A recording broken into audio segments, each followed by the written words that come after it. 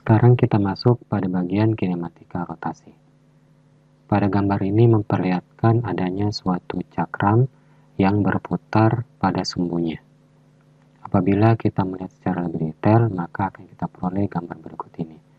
Misalkan pada cakram tersebut dia memiliki jari-jari sebesar R, lalu pada titik ini merupakan titik awal partikel, kemudian setelah bergerak dengan kecepatan sudut tertentu, maka sampai ke titik yang kedua.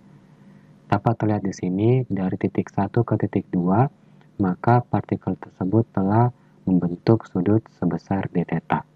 Adapun selain membentuk sudut sebesar d theta, partikel ini juga membentuk luasan sebesar ds.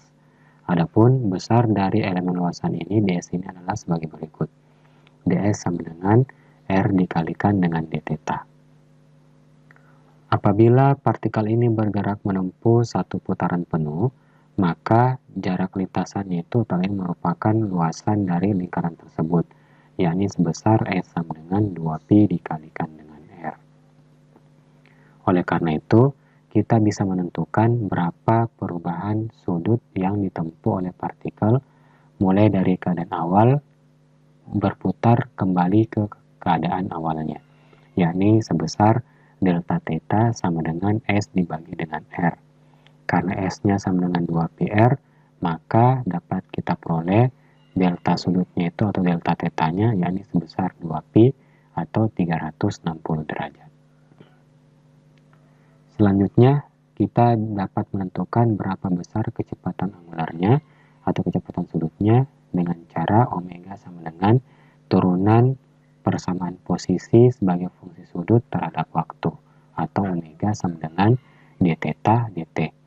Selain kecepatan angularnya, kita juga bisa menentukan berapa besar percepatan angularnya, yakni alfa sama dengan d omega d theta atau turunan kedua posisi sebagai fungsi sudut terhadap waktu. Kemudian, kita tinjau secara lebih khusus pada kinematika rotasi, yakni bagaimana apabila geraknya itu memiliki percepatan sudut yang konstan atau tetap. Oleh karena itu, berdasarkan persamaan percepatan angular alfa sama dengan d omega dt, maka kita bisa mengubah persamaan tersebut ke dalam bentuk berikut ini. d omega sama dengan alfa dt.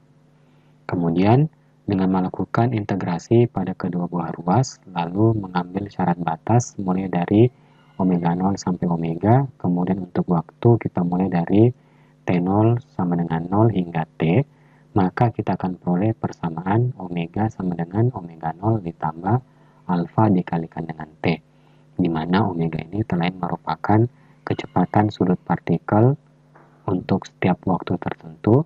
Omega 0 ini menyatakan kecepatan awal dari partikel, dan alfa itu telah merupakan percepatan sudut partikel, dan t itu adalah waktu.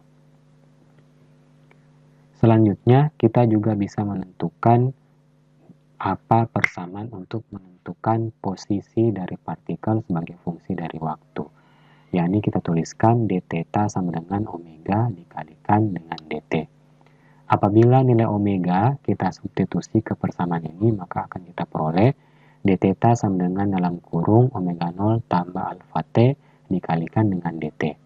Di sini kita selanjutnya melakukan integrasi pada kedua buah ruas, maka kita peroleh persamaan sudut dari partikel yang bergerak, yakni theta sama dengan theta 0 ditambah omega 0 t ditambah 1/2 alfa t pangkat 2, di mana theta 0 ini menyatakan posisi sudut awal dari partikel. Oleh karena itu, kita telah menentukan dua buah persamaan pada gerak rotasi. Yang pertama itu persamaan untuk menentukan berapa besar kecepatan sudut, yakni omega sama dengan omega 0 ditambah alfa dikali dengan t. Kemudian persamaan untuk menentukan posisi partikel sebagai fungsi sudut untuk tiap waktu t, yakni sebesar theta sama dengan theta 0 ditambah omega 0 t ditambah 1/2 alfa t pangkat 2. Secara lebih lanjut, apabila nilai t ini pada salah satu persamaan ini kita substitusi ke sini, oke, misalnya kita bisa menentukan T dari persamaan ini, kemudian kita substitusi ke persamaan di atasnya, maka kita akan peroleh persamaan terakhir atau persamaan yang ketiga, yakni omega kuadrat sama dengan omega 0 kuadrat ditambah 2 alfa dikalikan dengan delta tetanya, di mana delta theta ini telah merupakan selisih posisi partikel sebagai fungsi sudut, yakni T dikurangi theta 0. Kemudian, kita juga bisa menentukan berapa kecepatan linear dari partikel tersebut, yakni Vt sama dengan ds dt. Karena kita mengetahui bahwa ds tadi merupakan rd theta, maka kita bisa mendapatkan persamaan berikut ini. Vt sama dengan rd theta dibagi dengan dt. Oleh karena itu, karena d theta dt itu adalah omega, maka kita peroleh persamaan akhirnya itu adalah Vt sama dengan omega dikalikan dengan R yang tadi merupakan kecepatan linear dari partikel yang bergerak rotasi tersebut. Kemudian kita juga bisa menentukan berapa percepatan tangensialnya, yakni dengan cara melakukan diferensiasi kecepatan linear tersebut terhadap waktu, maka kita peroleh dvt dt.